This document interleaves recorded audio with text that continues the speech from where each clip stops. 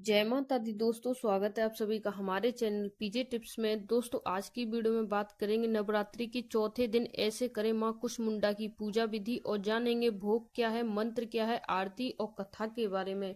साथ ही साथ जानेंगे एक विशेष उपाय के बारे में। नवरात्रि का आज चौथा दिन है, इसलिए मां कुष्मांडा की पूजा होती है। ऐसा माना जाता है कि दोस्तों कुष्मांडा की पूजा करने से धन और बल की प्राप्ति होती है।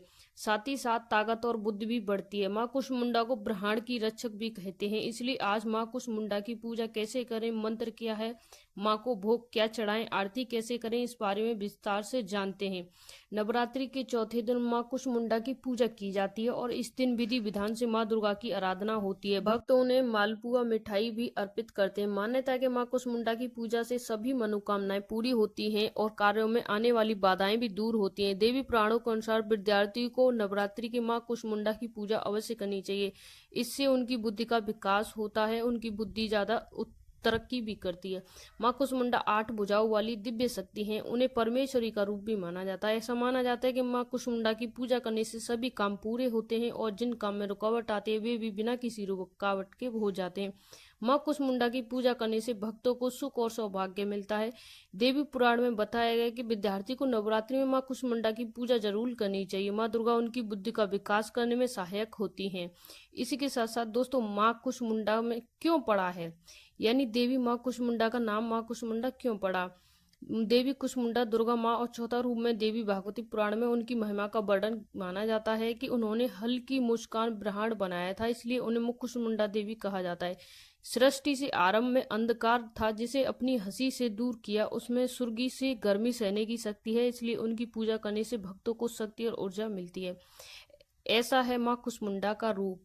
देखिए दोस्तों, माँ कुष्मांडा का रूप क्या है जान लेते हैं। देखिए, माँ कुष्मांडा का स्वरूप बहुत ही खास है। उन्हें दिव्य और अलौकिक माना जाता है। वह शेर पर सवार होती हैं। उनकी 8 भुजाएं हैं जिनमें अस्त्र होते हैं। माँ कुष्मांडा हमें जीवन की शक्ति देती है। माँ कुष्मांडा शेर पर सवारी करती हैं। उनकी 8 भुजाओं में अलग अलग चीजें हैं। इन भुजाओं में उन्होंने कमंडल है, एक भुजा में कलश है, दूसरे में कमल है, सुदर्शन है, चक्र है और इसी के साथ माँ का स्वरूप हमें जीवन शक्ति प्रदान करने वाला है। माँ कुष्मांडा का रूप में हमें जीने की शक्ति देती है। माँ कुष्मांडा का रूप बहुत ही दिव्य है। यह हमें शक्ति प्रदान और प्रेरणा देती है कि हमें जीवन में कैसे जीना चाहिए। माँ कुष्मांडा का भोग कैसे लगाना चाहिए। दोस्तों, माँ कुष्मांडा की पूजा नवरात्रि में होती है और इस दौरान भक्त को प्रसन्न करने के लिए कई तरह के उपवास करते हैं। माँ कुष्मांडा की पूजा पीले रंग का केसर वाला पेठा जो होता है वो लेना चाहिए आपको और उसी का भोग लगाना चाहिए, यानी केसर वाला पेठा लेना चाहिए। आप उसे ही प्रसाद के रूप में बांटना भी चाहिए। माता रानी को भोग भी लाना चाहिए। लोग सफेद पेठे पे फल की बलि देते हैं। इसके अलावा मालपुआ और बतासे भी चढ़ाए जाते हैं। माँ कुष्मांडा का फल मंत्र एवं ओम कुष्मांडाय नमः। माँ कुष्मांडा का ये मंत्र आपको जरूर बोलना चाहिए नवरात्रि में। माँ कुष्मांडाय नमः। बीज मंत्र माँ कुष्मांडाय हेम क्लीम देव नमः।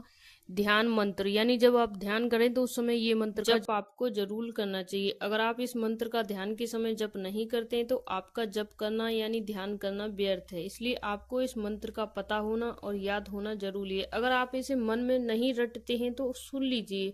आप सुनोगे तो आपके कानों में पड़ेगा, इससे भी आपको पूर्ण फल प्राप्त होगा।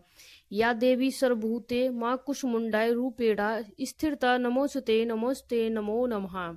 माँ कुष्मांडा की पूजा विधि जान लेते हैं। नवरात्रि के चौथे दिन सुबह जल्दी उठकर स्नान करें और फिर पूजा की तैयारी करें। माँ कुष्मांडा के व्रत का संकल्प लें। सबसे पहले गंगा जल से पूजा के स्थान को पवित्र करें।